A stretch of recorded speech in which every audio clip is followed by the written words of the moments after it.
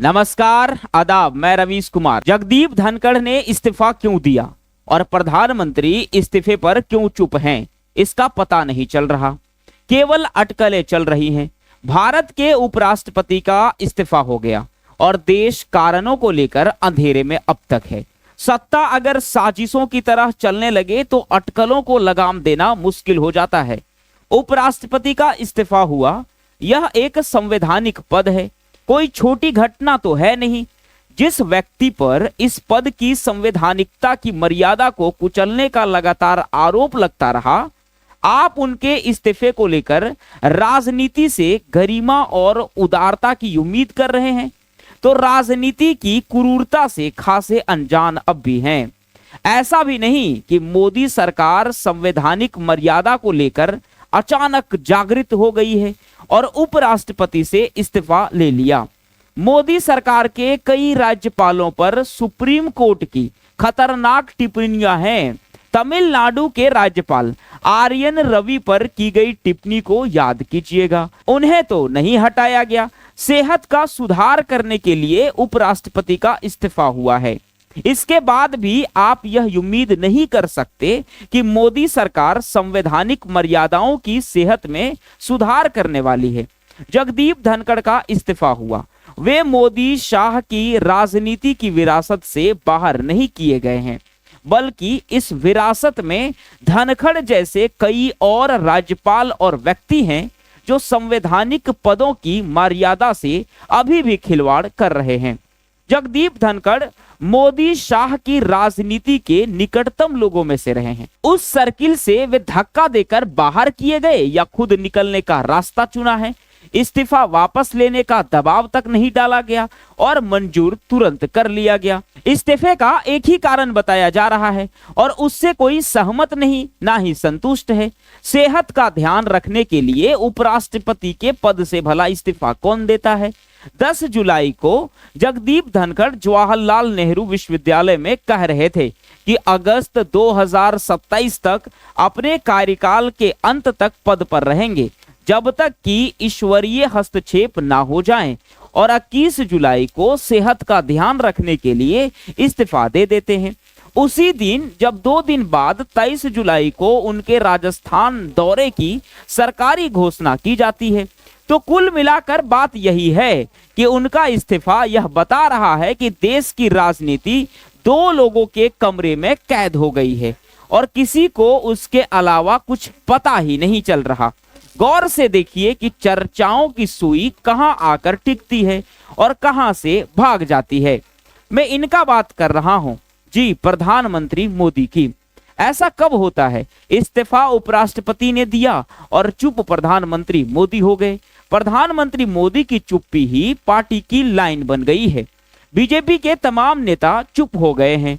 जो व्यक्ति बंगाल के राज्यपाल से लेकर भारत के उपराष्ट्रपति के पद पर रहते हुए सभी संवैधानिक मर्यादाओं से खेलता रहा, अपनी हरकतों से प्रधानमंत्री मोदी की राजनीति की महत्वाकांक्षाओं को पूरा करता रहा, वही व्यक्ति आज इतना उनके लिए बेकार हो गया है कि उनके संवैधानिक पद से इस्तीफा देने के बाद रस्म अदायगी के लिए भी एक ट्वीट तक नहीं किया। प्रधानमंत्री मोदी की चुप्पी कुछ और है। त्वरित तौर पर हम ईगो की चुप्पी कह सकते हैं कि मेरे आगे कुछ नहीं, मैं ही मैं हूं। प्रधानमंत्री तो इस तरह चुप हो गए कि कई घंटों तक चुप रहे, जैसे 21 जुलाई की रात दिल्ली में जोर की आंधी आई हो, बिजली और फोन के सारे खंभे गिर गए हों, तारें टूट गई हों, इसलिए प्रधानमंत्री का उपराष्ट्रपति से संपर्क नहीं हो पाया हो। 22 जुलाई की सुबह प्रधानमंत्री मोदी अपने ट्विटर हैंडल से महाराष्ट्र के मुख्यमंत्री और उप मुख्यमंत्री को जन्मदिन की शुभकामनाएं दे रहे थे, उनकी सेहत की दुआ कर रहे थे।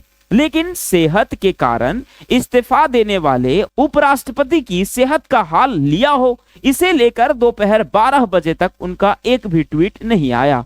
21 जुलाई की रात 9:25 पर उपराष्ट्रपति के ट्विटर हैंडल से जगदीप धनखड़ के इस्तीफे का ऐलान होता है और तब से लेकर कई घंटों तक प्रधानमंत्री मोदी चुप रह जाते हैं। दोपहर 5:15 बजे के करीब प्रधानमंत्री मोदी धनखड़ के इस्तीफे पर ट्वीट करते हैं उनकी सेहत की शुभकामनाएं देते हैं और बस इतना लिखते हैं, श्री जगदीप धनखड़ जी को भारत के उपराष्ट्रपति सहित कई भूमिकाओं में देश की सेवा करने का अवसर मिला है। मैं उसके उत्तम स्वास्थ्य की कामना करता हूं। अब आप ही बता दीजिए कि ऐसा कौन लिखता है, इतना कौन लिखता है। इससे अधिक तारीफ तो कांग्रेस के जयराम रमेश ने कर दिया। देश के प्रधानमंत्री जगदीप धनखड़ के इस्तीफे पर ट्वीट करते हैं और लिखते हैं, उन्होंने अलग अलग पदों पर रहते हुए देश की सेवा का अवसर मिला। सेवा किस तरह की, इस पर कोई टिप्पणी नहीं की गई। क्या धनखड़ के लिए विदाई समारोह होगा? अटकलें अभी चल रही है कि धनखड़ विदाई भाषण नहीं देंगे। इस समय संसद के दोनों सत्र चल रहे हैं। इसके बीच राज्यसभा के सभापति और देश के उपराष्ट्रपति का इस्तीफा हो गया है। आपको याद होगा कि जब हामिद अंसारी ने उपराष्ट्रपति का कार्यकाल पूरा किया, तब राज्यसभा में विदाई समारोह हुआ था।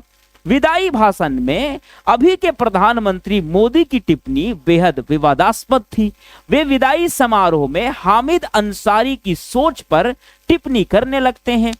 आपके कार्यकाल का बहुत सारा हिस्सा वेस्ट एशिया से जुड़ा रहा है। एज ए डिप्लोमेट उसी दायरे में जिंदगी के बहुत वर्ष आपके गए, उसी माहौल में, उसी सोच में, उसी डिबेट में ऐसे लोगों के बीच में रहे। वहां से रिटायर होने के बाद भी ज्यादातर काम वही रहा आपका, माइनॉरिटी कमीशन हो या अलीगढ़ यूनिवर्सिटी हो, तो एक दायरा आपका वही रहा। लेकिन ये 10 साल पूरी तरह एक अलग जिम्मा आपके सिर में आया और पूरी तरह एक एक पल संविधान के ही दायरे में चलाना, और आपने उसको बखूबी निभाने का भरपूर प्रयास किया। हो सकता है कुछ छटपटाहट रही होगी भीतर आपके अंदर भी, लेकिन आज के बाद शायद वो संकट आपको नहीं रहेगा। मुक्ति का आनंद भी रहेगा और अपने मूलभूत जो सोच रही होगी उसके अनुसार आपको कार्य करने का, सोचने का, बात बताने का अवसर भी मिलेगा। जो हामिद अंसारी के साथ हुआ, लगता है वही अब जगदीप धनखड़ के साथ हो रहा है और होने जा रहा होगा। विचारधारा के हिसाब से आप दोनों में अंतर लगा सकते हैं, लेकिन इस घटना को व्यक्ति के हिसाब से भी देखा जाए। जिन्होंने हामिद अंसारी के साथ जो भी प्रक्रिया किया है, वही अब जगदीप धनखड़ के साथ कर रहे हैं। यानी दोनों केस में व्यक्ति तो सेम है। प्रधानमंत्री नरेंद्र मोदी जो हामिद अंसारी को मुक्ति का आनंद लेने का ज्ञान दे रहे थे और जगदीप धनखड़ के बारे में इतना ही कहते हैं, उन्हें सेवा करने का अवसर मिला, जैसे याद दिला रहे हों कि वे थे किस लायक और उन्हें तो बस अवसर मिला है। अवसर देने वाला कौन था? वही जो इस्तीफे के कई घंटे बाद इसकी याद दिला रहा था। अब आते हैं इस पर कि इस्तीफा हुआ क्यों। इसका ठोस जवाब किसी के पास अभी नहीं है।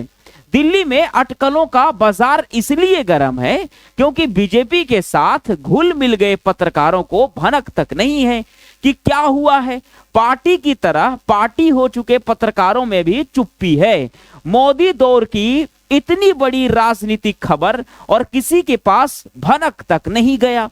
गप और अटकलों से काम चलाया जा रहा है।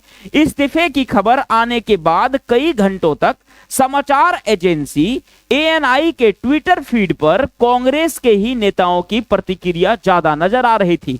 बीजेपी के नेताओं की तुरंत प्रतिक्रिया तो नजर ही नहीं आई। पार्टी और पत्रकार का फर्क मिट चुका है, दोनों अंधेरे में है। देश तो अंधेरा में है ही। यह ठीक वैसा लगता है जैसे मध्य प्रदेश में शिवराज सिंह के नेतृत्व में बीजेपी चुनाव जीतती है और जीतने के बाद अचानक मुख्यमंत्री ही पद से हटा दिए जाते हैं। संवैधानिक पदों और संस्थाओं की यही हालत हो गई है।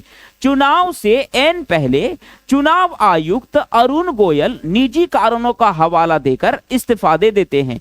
नोटबंदी के बाद रिजर्व बैंक के गवर्नर उर्जित पटेल इस्तीफा देकर चल गए। कोई चर्चा नहीं, किसी को पता नहीं इस्तीफा दिया तो क्यों दिया। प्रधानमंत्री के आर्थिक सलाहकार अरविंद सुब्रमण्यम ने भी निजी कारणों का हवाला देकर इस्तीफा दे दिया।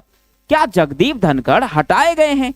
धनखड़ और प्रधानमंत्री के बीच कुछ तो हुआ है। ईडी के दम पर विरोधी दलों को कुचल देने वाली सरकार के दौर में इस भ्रम में आप बिल्कुल मत रहिएगा कि धनखड़ में लड़ने का साहस आ गया होगा या फिर उनका जमीर जाग गया होगा और आत्मबल भुजाएं लहरा रही होंगी। ऐसा नहीं होगा। वैसे यह इस्तीफा उसी दिन हुआ जिस दिन सुप्रीम कोर्ट के चीफ जस्टिस ने ईडी से कहा, आप राजनीति के लिए इस्तेमाल क्यों हो रहे हैं? तो धनखड़ के नैतिक बल का सवाल पैदा नहीं होता, आत्मबल का भी नहीं हो रहा है। वे इस्तीफा देकर सेहत का ध्यान रखेंगे या फिर ईडी का भी ध्यान रखना होगा। सेहत की वजह थी या फिर है तो बीजेपी को सन्नाटा क्यों मार गया? कांग्रेस क्यों जगदीप धनखड़ के कार्यकाल को आदर्श बताने लगी है? जयराम रमेश के ट्वीट से यह भ्रम और फैला जब उन्होंने लिखा कि वह नियमों, प्रक्रियाओं और मर्यादाओं के पक्के थे, लेकिन उन्हें लगता था कि उनकी भूमिका में लगातार इन बातों की अनदेखी हो रही है। इसी तरह का ट्वीट गौरव गोगोई का भी आ गया है। इससे यह संकेत गया कि बीजेपी चुप है, कांग्रेस धनखड़ की तारीफ किए जा रही है। तो मामला क्या हो सकता है? जबकि विपक्ष उनके खिलाफ अविश्वास प्रस्ताव लेकर आया था। अगर सेहत वजह होती तो गोदी मीडिया के दर्जनों संपादकों, मालिकों और एंकरों को यह बात भी पता होता। भले ही आपको गोदी मीडिया ये सब बातें कभी नहीं बताएंगे, आप लगातार देखते रहेंगे। रवीश कुमार।